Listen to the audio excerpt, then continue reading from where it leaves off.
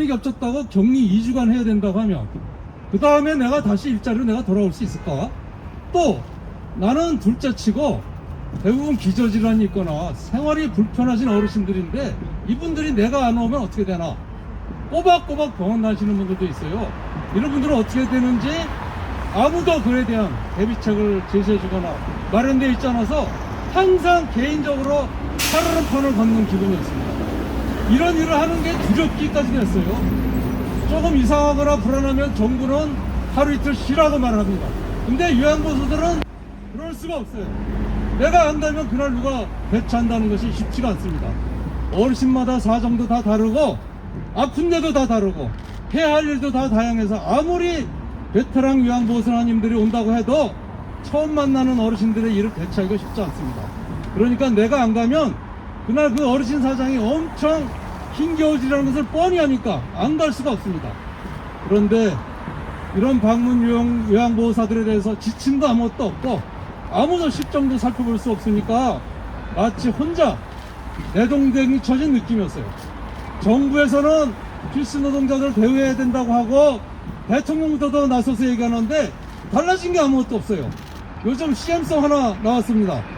최근에 마스크 20장인가 30장 한번 받았어요. 그거 외에는 아무것도 바뀐 게 없어요. 지난해 후반에 선별 검사장이 전국에 생겼을 때 요양보호사들이 개별적으로 검사받으러 간 사람이 굉장히 많습니다. 그런 이유가 바로 이런 이유 때문이었다고 생각해요. 한번 가면 2시간 정도 기다려야 되는데 교통시간까지 다 바치면 반나절을 다 보내는 거예요. 최근에는 요양보호사들을 일주일에 한 번씩, 방문 요양보호사들도 일주일에 한 번씩 가서 선별검사 받으라고 하더라고요. 최근에는 마침 다행히 오래 기다리진 않아요. 그래도 왕복 왔다 갔다 한두 시간씩 꼬박꼬박 시간을 다 바쳐야 됩니다. 그런다고 이렇게 소비하는 시간에 대해서 수당을 달릴 수도 없지 않습니까? 그런데 오늘 노동조합 요구사항을 보니까 위험수당을 지불하라고 돼 있는데 참 적절하다 이런 생각이 들었습니다. 사실 이런 상황이 되면 위험수당 당연히 줘야 되는 건 맞는 거 아닙니까? 이번에 정말 요즘 한시적 지원금이 나온다니까 정말 너무들 고마워들 했어요. 전화 상담 저희도 하다 보고 주위애들 만나보면 너무나 고마운 일이다. 요즘 생활이 힘들었는데 정말 요긴하게 잘 쓰겠다. 근데 가장 또 마음이 드는 말은 무엇보다도 우리들 힘들게 일하는 거 알아주는 게 너무 고맙다. 이런 얘기들이었어요. 그런데 이렇게 작은 지원에도 감사해야 하는 우리 요양보호사들이 너무나 인간적인 데 비해서 이번 지원 자격 내용은 너무나 비인간적이었어요. 첫째가 선별 지급한다는 것 때문이에요. 다들 잘 알다시피 2019년 1000만원 소득 이하라는 거에 대해서 가장 분노가 많았습니다. 얘기하시는 분들 얘기 들어보면 1, 2등급 하시는 분들은 한 분만 모셔도 해당이 안 된다는 겁니다. 하루에 4시간씩 주 6일 근무해야 되는데 이런 분들은 아마 2019년대 월 수입이 아마 120, 30 정도 됐을 거예요. 그러면 그 수입 가지고 진짜 이런 지원금 해당도 안 된다니까 얼마나 참 기가 막힌 일입니까? 또 그런 분들 계십니까? 내가 집안 생계를 책임져야 된다. 이런 분 정말 많았어요. 그리고 뭐 인천에도 이번에 보니까 남편이 몇 년 전에 장애를 얻어서 50대 된 요양보호사님이 자녀 셋 키우면서 세 타임 뛰고 있는데 그런데 해당이 안 된다는 게 너무나 참 분하고 억울하다 이런 얘기 들었어요. 또 뭐 아까 위원장님도 말씀하셨지만 코로나 심하다고 그래서 그만둔 분들 많습니다. 그런데 작년에 2019년도에 그나마 일도 했고 작년에 일이 반토막이 됐는데 작년에 또 6개월 못 된다고 안 된다니까 참 그 사람 표현대로 하자면 기가 막 꺾이는 행정이다 이렇게 표현하셨어요. 또 많은 분들이 그런 얘기 하십니다. 요양보호사들은 다 힘겹게 일하고 있다. 한 타임이든 두 타임이든 정말 뭐 다들 어렵게 일하고 있는데 다 같이 지원해 줘야 되는 거 아니냐. 이렇게 요양보호사들이 몸도 지치고 마음도 많은 상처를 받고 지내는 분들이 대부분입니다.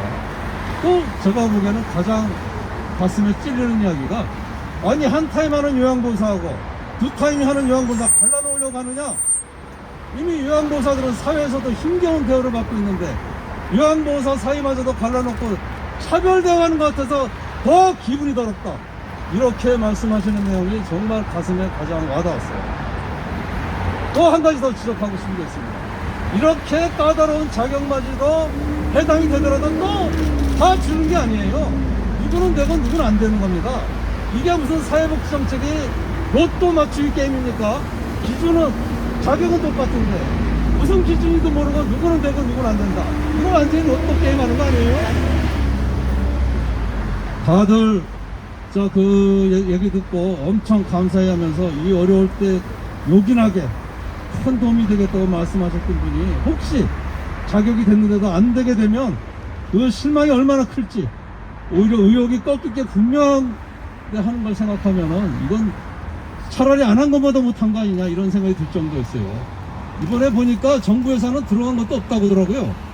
정부가 좀 더 마음만 쓰고 진정 필수 노동자를 생각하는 마음이 있었다면은 민간 후원금에다 정부 예산도 더 배정했으면 요양보호사들 사기 진족에 큰 도움이 됐을 텐데 왜 정부가 이렇게 졸렬한지 원망이 되었습니다.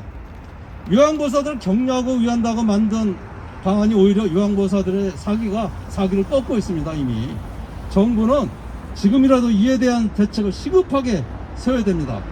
지금이라도 정부 예산도 더 보태서 공정하게 다 같이 나눠주든가, 아니면 또 전국 요양서비스 노동조합이 제안한 위험수당을 전 요양보호사들에게 지급하는 건 아주 훌륭한 대책이 될 거라고 생각하고, 그나마 요양보호사들을 위로해 주게 될 거라고 생각합니다. 사실 지원군 상담이었는데 전화 걸어오신 분들은 지원 말고도 갖가지 가슴에 어기찬 하소연들을 쏟아내는 분들이 많았어요. 어디다가 얘기할 데도 없다가 한꺼번에 쏟아내듯이 내다내는데 정말 가슴 아픈 얘기들이 많았습니다. 뭐 일을 하다가 허리 다 망가졌다는 분, 또 모든 어르신이 그런 건 아닌데 일부 대상자 어르신들의 폭언이나 갑질 때문에 정말 살기 위해서 참고 견딘다는 분, 정말 대부분의 요양보호사들이 몸이나 마음이 다 지쳐가는 상황입니다.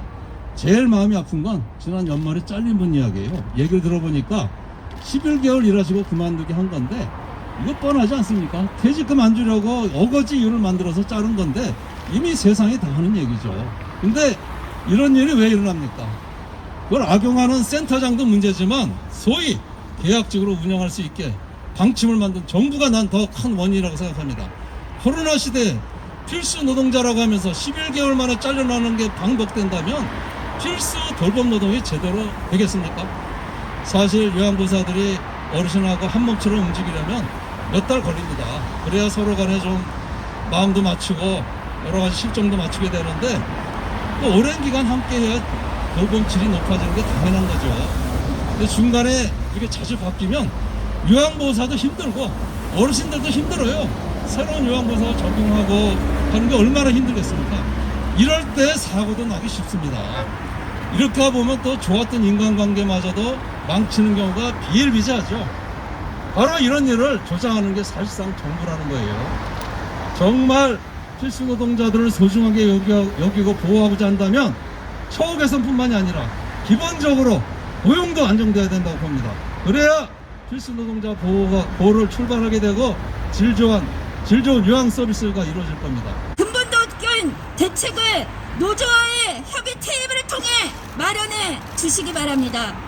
선별적 한시적인 생계비 지원이 아니라 전체 방문 요양보호사들을 대상으로 상시적인 지원, 근본적인 지원, 보호 대책이 필요합니다.